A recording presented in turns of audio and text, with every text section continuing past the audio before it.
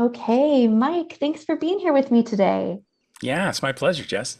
Awesome. We're talking about creativity today and entrepreneurship. I'm very excited. To get started, can you just introduce yourself a little bit and tell me what lights you up? Sure. Ooh, it lights me up. Yeah, my name is Mike Brennan, and I currently reside in the Nashville, Tennessee area. And typically, when people ask me about like what is it that you do, I do a bunch of different things all together in kind of a portfolio approach, if you will, pardon the pun, to my work. But I say that I am a creator and communicator who tells stories on pages and stages. And then people are like, ooh, cool soundbite, but what does that actually mean? And I'm like, well, on the creator side, obviously I'm a visual artist. That's my background, graphic design and illustration and doing my own artwork that's mixed media and digital painting. I do live event sketching at events where I'm storytelling basically what's happening as the event's unfolding. And so a lot of things on that side are visual art, not solely, but I also do some writing. I have some books that I've authored. And then on the communicator side, I do speaking and creative coaching and really try to take the experiences that I've had and interpret them for somebody else's benefit to say, look, if I've experienced this, I'm sure there are others out there who are experiencing this or who have, and let's create some community around that, some conversation around that, so that other people can benefit from those things. And so those have been topics of creativity, of fun, of mental health and creativity as well, entrepreneurship in there. Like there's just so much that has been my experience that I really want to share and gather people around and communicate about so that others can be helped by it. That's great. Yep. And I think from when I met you, I was so captivated by the things that you do in the world because there is quite a portfolio, like you were talking about. They're all so connected in this. It feels like you have this creative base as a human, and you're looking at the world and saying, this is what I'm seeing, and I'm going to go do these things and play in these spaces. And so there's all these different cool little pockets where people can work with Mike in all these different ways, but they're all so related by this core of how you see life and how you're doing life. Yeah, yeah. Well said. Thank you. That's great. Absolutely. Well, let's dig in and talk about creativity a little bit. I want to start with this idea that everybody is creative. And I think Mhm. in order to talk about that a little bit, we need to talk about the difference between artistic and creative. Can you tell me a little bit about your thoughts there?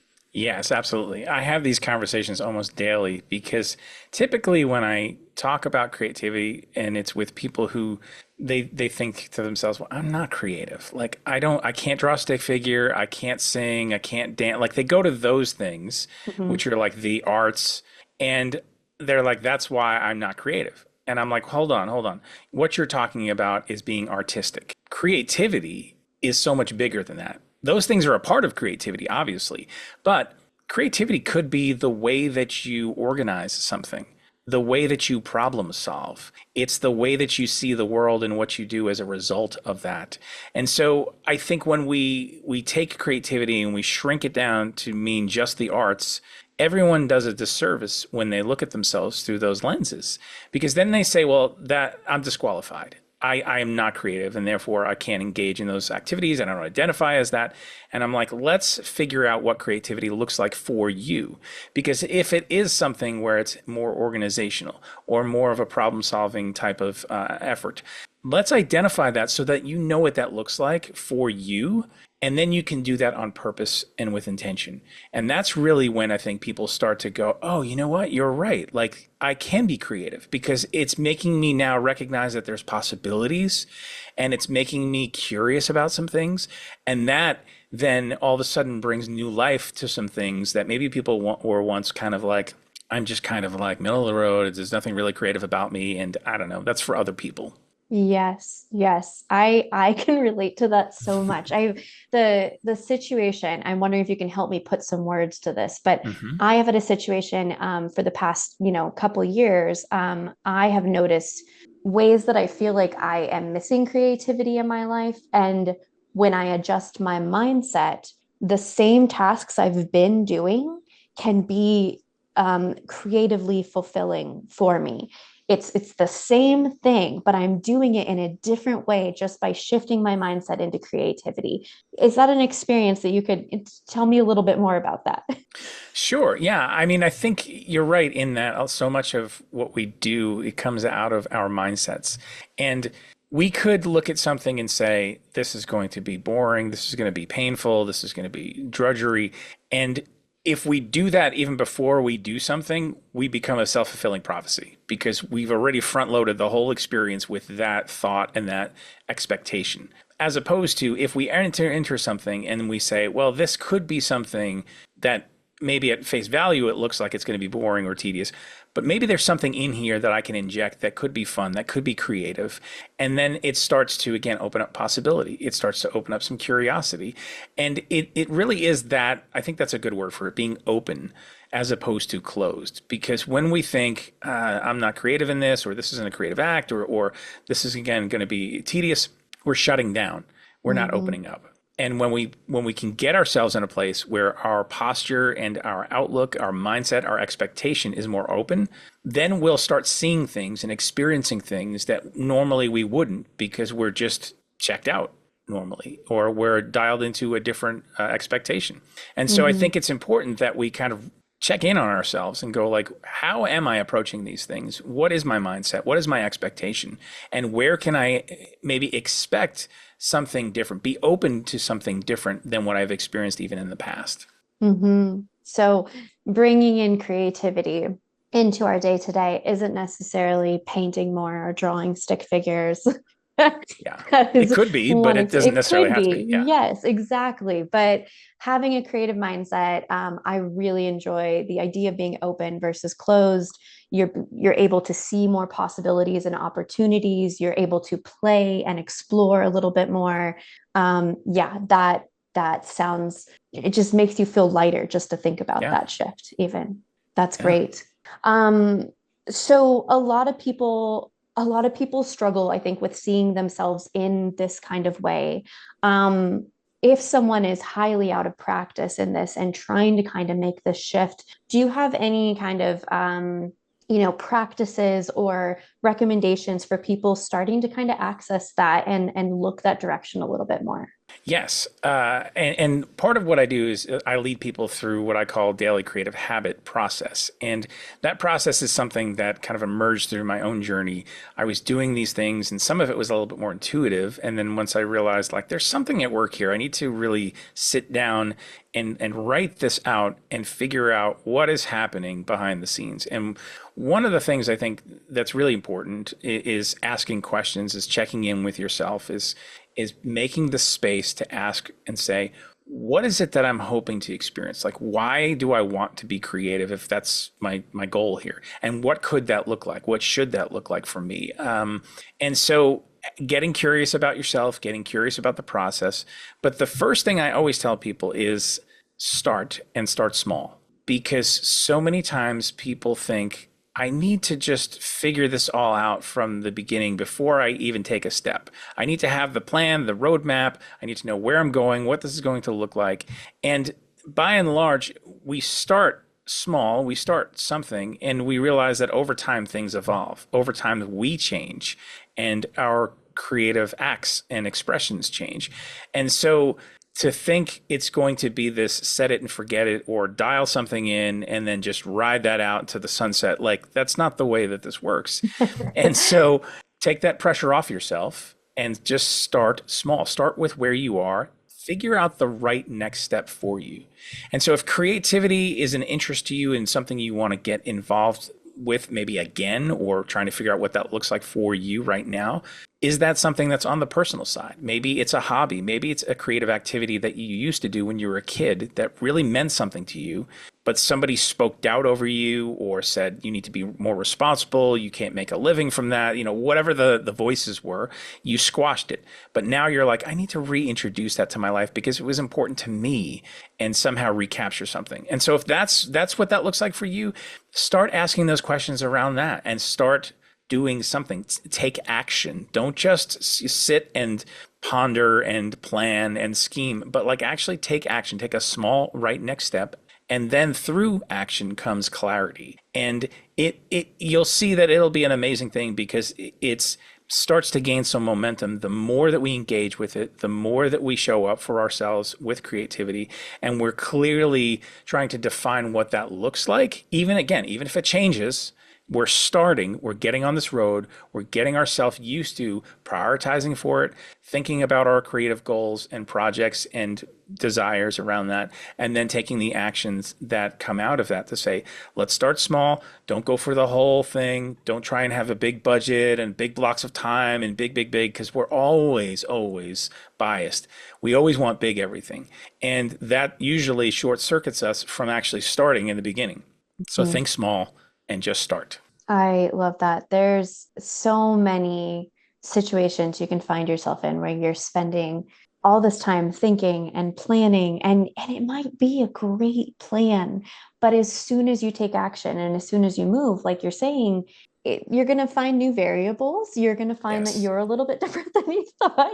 Things are always going to change. And so, um, I think it's such a nice balance of being thoughtful about what feels aligned to you, knowing yourself enough to know this is the right next step for me, but I'm not biting off the whole thing. I'm taking a little step, I'm looking around, seeing how it went, and taking the next step and kind of continuing in that pursuit.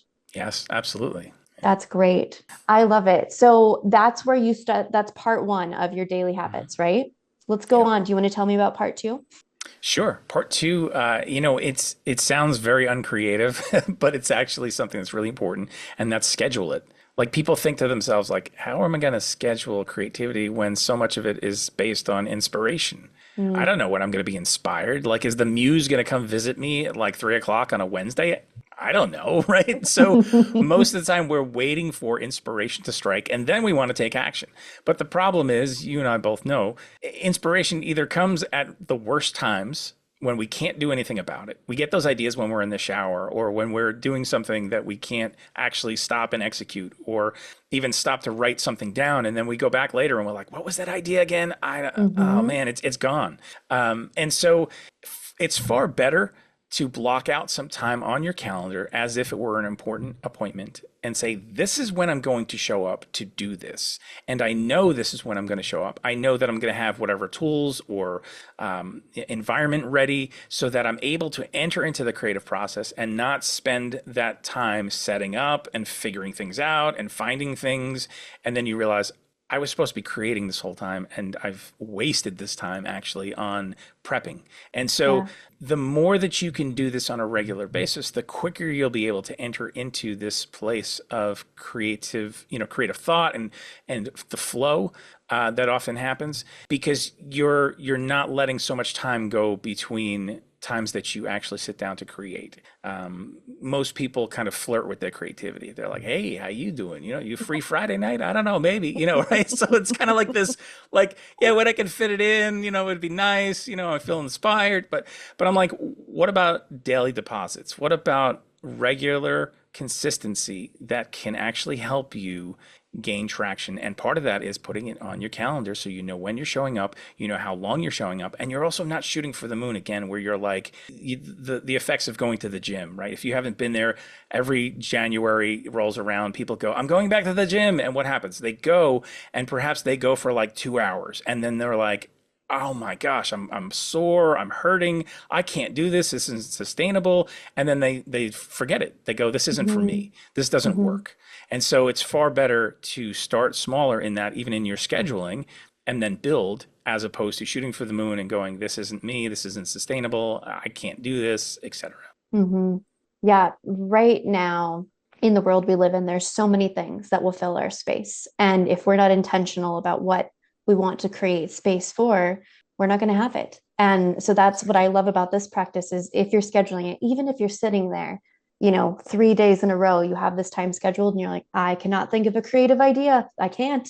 You're intentionally creating that space again and again, and it will invite that to be a part of your life in a way that it didn't have space to fit in before. Um, Yes. I think people say they're too busy to create a lot of the time. And I mean, you're too busy to do anything if you don't feel like it's important enough to set the space aside and say, this is important to me. I'm going to make a space for it. Exactly. Yeah, it's prioritizing it. You know, it's if it Prioritizing is it. important to you, you know, then you are going to make space and time for this. Hmm. And for me, the ideas in the shower, I love that because it feels like creativity will find you whether you make space for it or not. Like the maybe the only space that you have in your day where your brain is silent is in the shower, and that's where everybody gets their ideas. This is something that happens to all Yes. of us. It's trying to reach you as soon as you Yes. calm your brain down enough to be Yeah. in that headspace. And so if you need to take showers more, whatever it is, but intentionally making that space, I think, and inviting creativity into our life a lot more will show up eventually, even if it doesn't come the first couple times that you schedule that time out. Exactly. And I Yeah. think that's There great. there's actually something I realized that they have a waterproof I guess pad and pen that you can take in the shower and write down ideas as they come or notes. I was like, that is brilliant. More people need to have that. I love that. That's great. I had not heard of that one. I do keep a notebook by my bed for the waking, whether it's the middle of the night or early morning, you get those foggy ideas you need to Yeah. scribble down, but love the shower version. That's great. Yeah. So fun. Awesome. Okay, let's go on to part three. Sure. Part three is play. And this is something that I had to come back to because, especially when creativity is tied to your livelihood, to your work, it can get very serious and very heavy and very responsible, practical. And you take less chances because there's so much pressure behind what it is that you're doing. And it has to come through, it has to be great because you're depending on that. And so you can lose play in the process. And play is where we actually experiment and we say, what if? What could be? And it's been fun for me to re engage with this part because this is where the stakes are off. It's not doing something because you want it to be a product or service or a masterpiece or whatever the thing is that you bring to the market.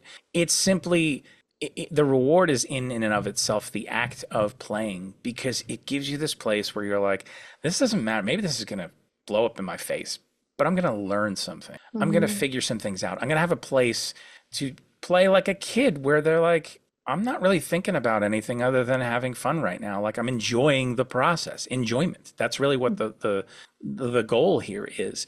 And I think when we bring ourselves to a place where we can find some more enjoyment, we start unlocking some things that we wouldn't if we were simply pushing at a problem all the time. Sometimes we need to take the break and to make a mess, take some markers and just start scribbling around or like doodle something or like it seems like it's silly and it seems like there's no value in that. And so that's why we avoid it. But actually, the more that we can engage with those things, the more freedom we'll start to experience, the more ideas will come. One of my favorite things is what I call mashups. It's where you take one thing from one category and another from another category and you mash them up together and say, what happens if I put these two things together? I don't know. Again, maybe something's going to blow up. Maybe there's going to be a really unique thing that comes out of that that's going to affect the rest of my work. Or maybe it's even the process that unlocks something where you go, okay, this thing looks mangled and horrible. This didn't work the way I wanted it to, but I learned something about the process that I can now carry over. So it becomes a bridge to something new. And you would never find that, you would never discover that if you don't allow yourself a place to do that, to actually play. And one of the things, going back to what you said before about like even scheduling, you show up and you're like, I don't know what to do. I don't feel inspired. I have this time. Great. Now what? Start to play. Introduce play into that space because then I don't have to produce something that's going to mean anything, so to speak, other than just engaging with the act. And sometimes when you let yourself kind of breathe easier, you open yourself up a little bit more, you're willing to do something that might be a quote mistake or something silly, your brain goes into a different place and then you start to discover some things that you can actually carry back to perhaps a project that you're working on where you are trying to solve a problem because you're thinking different thoughts, you're having a different experience, and there's some enjoyment there. It is play. Who doesn't like play, right? Hmm. Hmm. Yeah, I think we've all kind of forgotten that we like play, but Yes, thinking about being kids, that was how we'd spend all our time. That was how we would learn, would be playing and seeing what happened. And exactly. as an adult, it feels more like we're holding a notebook, just like looking to whoever is a rung in the ladder above us and being like, what do I do? And just taking Yeah. notes and trying to regurgitate it a lot of the time. And even if you're thinking of play, you get to explore kind of your own learning and observations, but you also get to process everything from everybody that you have taken in, all of these other exposures. And playing is the thing that will connect the dots, that will like bring it together into something that you can actually tangibly move forward with. Exactly, exactly. And that's honestly, I wrote a book, Make Fun a Habit, and I use play and fun kind of interchangeably with that. But this whole idea of like we defer fun and play for another day. Like we say, when I have a long weekend or when I can take vacation time or when I retire, then I'll have fun, then I'll play. And Mm-hmm. I'm like, what if we kind of flipped that and we said, what if fun and play weren't a reward after the process, but what if it was actually part of the process of our work Mm-hmm. and our life? I think that is something much more healthy for us, and we'll enjoy things more because we're Mm-hmm. not simply going, I need to work, work, work, and I need to push hard, I need to carry the heavy weight and then defer for another day until I can experience some of the fun and play. Mm-hmm. Yeah, and it really doesn't take long. Like I think like you were saying that when you start doing things that bring you joy, it makes a difference. It accelerates Exactly. and people around you can tell. My favorite thing is having a conversation with somebody that has something they're very excited about and you can just tell they're in it and they're stoked. And I just went to a conference and heard someone talk all about Pokemon. And I did not think that I would be as interested in his presentation as I was, but he was so excited that I was like, I'm so excited. I want to learn about this. Um, Joy is captivating, you know, Hmm. it's how we connect with people. And so when you are standing in a place where you get to be joyful, you're going to connect with your audience more. You're going to connect in all kinds of ways you didn't even know were possible. Instead of just banging your head against trying to do the same thing. So I love that. Exactly. Yeah. That's Yeah. great. Well, awesome. Let's dive into part four. Yes. So part four, this was one that I had to really challenge myself with because I'm not great at this, and it's celebrate your wins. And really what that means is stopping right now in the moment that you're in and realizing that there's been progress. Realize Mhm. that there's been wins along the way, even if they're not the big wins, even if there's still that tension, that gap of like, here's where I am and here's where I want to be. There are still things that have happened, and we need to celebrate those things. And part of how you do that also is you need a system to be able to track and measure what you've been doing. Because most of the time, when it comes to creativity, it just seems like this ethereal thing. It's so slippery. And we're like, I kind of think maybe I did something, but I don't really know. Perhaps it's a little bit more substantial if there's a result or an outcome that we can say hold in our hands or bring to the market or whoever and say, here it is, this is it. We know that there was work that went into that. But a lot of times it's just this kind of, I don't really know. I kind of Yeah. feel like I've done some stuff, but I don't know what that really looks like. And so when we can actually track and measure and say, I've shown up, this is what it's looked like, and then we put as part of that system celebrating our wins, it's the whole idea of you'll repeat what gets rewarded because Mhm. you know that it's important to you. You've told yourself it's important to you, and you're celebrating those things because that's what's important. You don't celebrate things that you don't care about. And so the more that you can do that and the more that you can build that into your rhythms, the more likely you are to show up again and again because you want to keep winning. You want to keep progressing. And so having moments where figuring out what celebrating looks like for you. Like for me, when I wrote my book, I figured out, okay, I need to mark this moment because I set out to do something. I actually did it, and here it is. And I didn't want to let that rush past so quickly because as creators, we're always looking at the next thing. It's always next, next, next, next. And I could very easily just go, well, there it is behind me. But I wanted to go, let me sit in this moment. Let me stay in now. Let me be present. How can I do that? And part of that, me celebrating, was I found these really cool sneakers online and it's really funky, bright patterns. And I was like, those sneakers are the ones that I need to buy to remember. And so every time I wear them, especially like I have a special pair that I wear when I'm speaking on stage. And whenever I look at those, they remind me you showed up, you did something, you made a commitment to yourself and to your creativity, and you did it.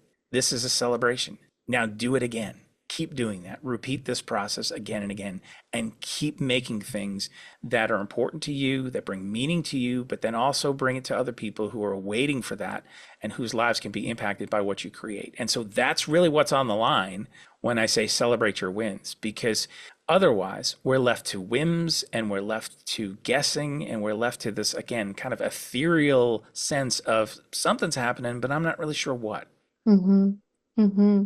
I'm a big fan of the big celebrations, the fun sneakers. I love that. Do you have anything that you use for tracking the small steps with, it's easy when you accomplish the book, but Yeah. what about the process of getting there? Is there anything that you use that really helps you? Yes, actually, and I created a resource for this. It's called a Daily Creative Habit Guided Journal, and it's a 90-day process where basically you show up in the morning and you set intention and say, "Here's what I'm going to create today." Starting small. What does that look like for me today?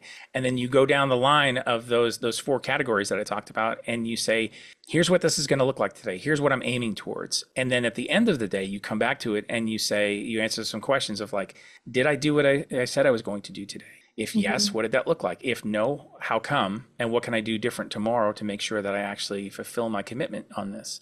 And so it's an accountability, but it's also a place to write all these things out so you can look at it. So again, it's not this ethereal thing inside your head, but you can look at it and you can see, oh, here's how I showed up. Here's when I showed up. Here's the missteps. Here's the breakthroughs. Here's the questions. Here's all the things that happened on this journey, and I can gain information about myself and about the process and about how to actually do this better and to make sure that I can be more consistent. And so that's stuff that kind of was happening for me as I was engaging with my own process over the years and going like, I know this can be better. I know I need to be more consistent. How can that happen?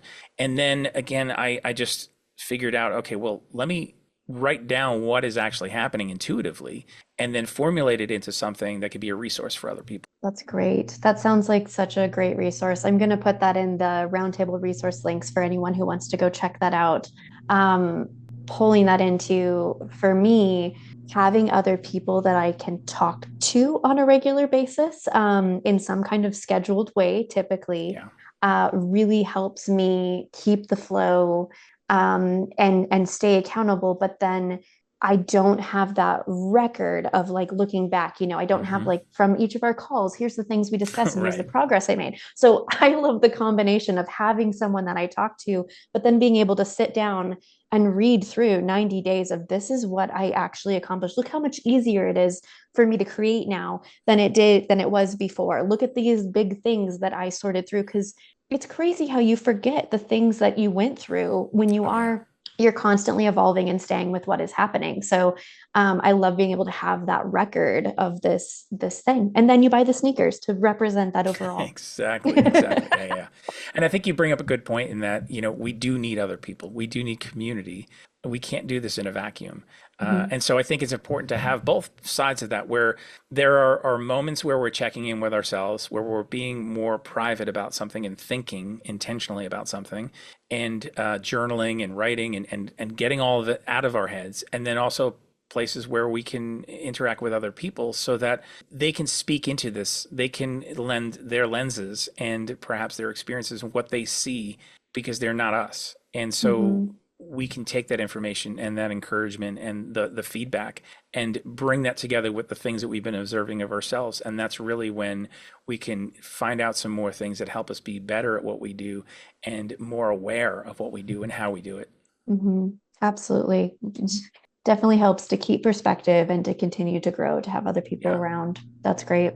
So, I want to take these ideas and pull them a little more directly into entrepreneurship. I think what we've been talking about so far, as we've addressed, is for everybody in every situation, life and work applicable. I think that this is just broad concepts that make a lot of sense to us as humans. But I do want to spend some time very intentionally talking about entrepreneurship, because I think you've mentioned this briefly, there are parts of entrepreneurship that can easily pull us away from this type of thinking, make us feel like there are certain things we need to stay focused on, we need to accomplish, we need to have a version of success. And it can be hard to stay in this headspace and see the benefit that it will create for us. Can you speak a little bit to these ideas directly in entrepreneurship?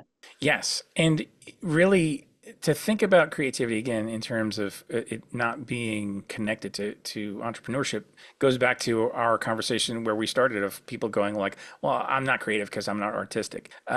Realizing creativity is core to entrepreneurship because you're making something, you're making a business, you're figuring out processes, you're setting up systems, you're figuring out how to network. Like there's so many things that have to be created on any given day, and you're wearing so many hats, especially in the beginning if you don't have anybody else who's kind of around you and a support system or other employees or whatever. Like you're the person who is creating all those things. And so thinking in terms of how do I do this intentionally? How do I not just show up and look for a model that somebody else has done and try to rip that off and overlay it on top of my experience and go, great, I've got that covered now. I'm just going to use their strategy, their system, their everything.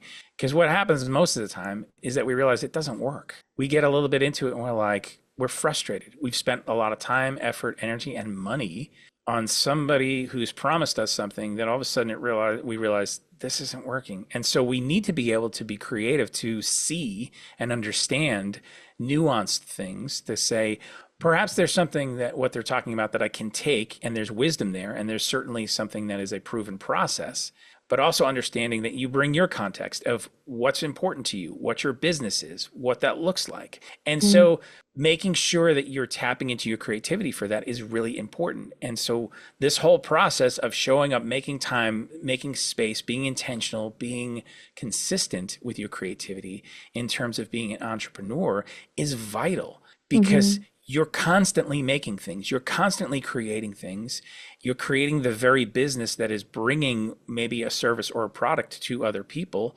as well as that very service and product. And so that can get very overwhelming, very tiring, and you can also get lost in the weeds pretty quickly because there are so many decisions that need to be made. There are so many choices, there are so many voices outside and inside that if we're going to navigate that in a way that keeps us aligned and doesn't make us build something where down the road all of a sudden we realized I've created basically another job for myself. I've created something that I hate. I don't want this. This was never supposed to be like this because I just started focusing more on methodologies and strategies and I lost sight of creativity in terms of this is what's aligned with me. This is what my values are. This is what's important to me. This is the meaning behind what it is that I do and why I do it. And so we need to be intentionally guarding that and setting ourselves up for success so that we're engaged with that and not simply just following everybody else because it seems Mm-hmm. like that's what we're supposed to do. Mm-hmm. Yeah, it is amazing how we can spend so much time building this thing and then forget that it's something that we created. It ends up feeling like something we need to stick with. We need to keep up in this particular way. You stop being creative. You stop looking for opportunities or adjustments or play.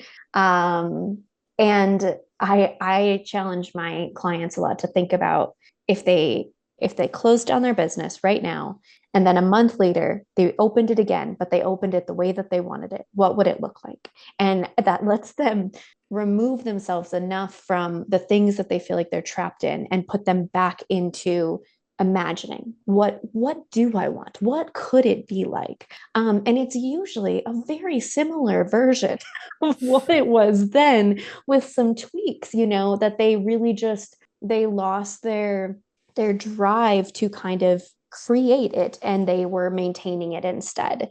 And so having that mindset shift is just all the difference. Absolutely. Yeah. Yeah. And you can find yourself along the way creating something because you think that's what people want, that's what people expect. And then it becomes like golden handcuffs, where if that's what you Mm, become known for and you feel like you have to keep up with that, but it's not really something that's important to you, that tension, that dissonance will just get greater. And you need to be able to do something about that. You need to be able Hmm. to, in this case, maybe it's have that place to play and have some new ideas so that you can pivot away from something perhaps that no longer feels like it's dialed into who you are and where you want to go, so that you can do the things that are important and that are more aligned. Hmm. Yeah. So I feel like there's this hard moment. And I think I've seen a lot of people going through this over the last year in entrepreneurship where financial pressure starts to come in. We've had a lot of changes going on. A lot of people are kind of feeling pinches in certain ways. And when you have fear and financial pressure come into play, it kind of blocks that creative headspace, and you end up focusing down more and more on I need to just drive sales. I need to do that thing. You double down on all the things you've been doing. Um, I think ultimately, to answer the question I'm going to ask you, is this daily creative habit is the solution of making space to have that. But that takes a bigger mindset shift, I think, Mhm. to be able to even access that point. Do you have any advice for people that are feeling that pinch in getting from that place of fear and overwhelm into trying to take steps in this direction? Yeah. First, I would say treat yourself with grace because everyone has those moments, those seasons, and to try to ignore that or push past that or feel like somebody is just saying, well, just get over it, like do something else, whatever. Like that's a disservice. And so I would just start in the place of saying, like, I get it, and sit in that moment, realize that there's stuff that you need to do, but also realize that there's a conversation of value that needs to happen also, because and not just in terms of like doubling down on sales or trying to get those leads or whatever. Like, yes, there's value in that because that's going to bring money in the door, and that feels like it's going to solve the problem, so to speak, which it will solve a problem, but there may be multiple problems. And so fixating on just one may not actually be helpful in the long run, because maybe you need to plant some seeds for some things that will develop into something else over time. And so what I mean by that is creativity may seem like more of the nice to have, the frivolous thing, or the like, well, if things level out a little bit more and cash flow is better, then I can invest in creativity. But that's looking at creativity in a very limited way. And creativity is a tool for you to use. It's a mindset, and it's a way for you to engage with yourself and the world around you that can bring solutions. And so when you double down on the creative time and process, what you can actually do is maybe find some things that are solutions that you would never discover had you not carved out that time and made that intention. And instead, if you were just doubling down on something that used to work, or that seemed to be working that no longer is, you may just be spending your energy and effort on something that will leave you more and more frustrated. Perhaps an industry changed. Perhaps it's the culture around you that changed and what you were doing no longer works. Doing more of that or doing that harder isn't necessarily going to bring results or money. And Mm-hmm. so take a step back and realize that there are probably multiple conversations that need to be happening. And one of those conversations is rooted in creativity. And how can you start thinking differently about some things? How can then you start doing some different things, creating some different things than what you normally have done? Because that may lead to something completely different, again, that you would not have known had you not gone on that journey and taken the time to engage with your creativity. Mm-hmm. Yeah. I think that those hard moments when you're in a place of fear like that, they're and that they are very difficult, that you can get stuck just doing the same thing. But when you get to the point, because eventually through that fear, you get to the point where you're like, I have to try something different. And Yeah. it can be a backdoor into forcing you into Right. creativity. Not the best way. We'd like to go the other way, but those times throughout my business have been some of the best direction shifts that I have taken, where I was forced to look at something. There was a situation that was like, well, this is a pile of crap. And I had to look at Yeah. it and figure out a different way because of that. And it shoved me off of the course that I was on. I am so grateful for those moments. Those hard moments have let me look at things in a different way, and showed me a different way that I could go than I ever would have thought is possible. I would have just stayed on the same track if it wasn't for those. So I think there is an element, as wild as it may feel at some points, that we can be grateful for those moments, to have the opportunity to be able to reflect and shift and grow and learn through those experiences as well, and find a different creative direction for us that feels more aligned ultimately. Yes. And sometimes we talk about those things with the word pivot, right? Like, I need to pivot in what I'm doing. I need to pivot in the offer that I have. And that also leads to evolution of not only our business, but us as people. And like you said, the change, the growth that happens because you're dealing with something and going like, I don't know what to do with this. This is going to cause me to have to learn maybe a new skill set, or this is going to have to cause me to engage in a different way with the people around me. Whatever that looks like, that then is an opportunity for growth and for change and for evolution, where you're creating yourself in a sense of like going, I'm not going to just remain the same throughout my entire life. Like, you don't have a choice in that. The stuff's going Mm-hmm. to happen regardless. So why not be more intentional and open about those things and say, these are opportunities. And yes, they're still hard. And yes, there's probably tears involved in some of those things. But engage, be present, and be willing to evolve as your business evolves, as maybe you've decided like, I need to do something different here. Like, maybe it's completely different. Maybe you pivot away from everything that you're doing, and it becomes something then goes, you know what, this is actually more aligned. This is more aligned Mm-hmm. with me, my values, and how I need to show up in this world. And then getting there is painful a lot of times. But once you're there, it's a gift for you and the people around you. Mm-hmm. Yes. And I love the aligned. That was kind of the point I was going to draw out of what I'm feeling about your methodology for entrepreneurs, is that it helps them create a more aligned business ultimately. Not only the path to get there, but the path to stay there, because things are going to be constantly changing. You're changing, your audience is changing, the world is changing. We have AI, all the things are happening. Right. And so being able to constantly, to have consistency, to play and explore, and then to reflect back and see what you're accomplishing and how it's working, that combination of things that you presented in that 4 parts, that will let us kind of find our path and then consistently stay on it and learn how to grow and adjust as things are going. And when you have a business that feels aligned, it's not only going to feel so much better for you, it's going to feel so much better for the people that you're trying to serve, for the people that you talk to about it. Just Exactly. generally, it's where we need to be if we're going to have a business that really feels like a success for us. Yeah. Yeah. Absolutely. That's great. Is there anything else you want to throw out, Mike, for general ideas of creativity and entrepreneurship? Don't be afraid.